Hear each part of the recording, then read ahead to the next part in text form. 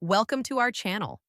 If you want to delete old tweets in bulk to clean up your Twitter profile and manage your online presence, follow these step-by-step instructions. Step 1. Log into your Twitter account using a web browser on your computer. Step 2.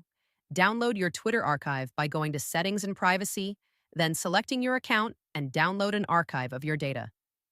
Step 3. Wait for Twitter to prepare your archive and send you an email with a download link. This may take up to 24 hours. Step 4. Download and extract the archive file to access a list of all your tweets. Step 5. Use a third-party tool or service designed for bulk tweet deletion, such as Tweet Delete, Tweet Eraser, or similar platforms. Step 6. Upload your Twitter archive or connect the tool to your Twitter account following the service's instructions. Step 7. Set filters for which tweets you want to delete, such as tweets older than a certain date, tweets with specific keywords, or all tweets. Step 8.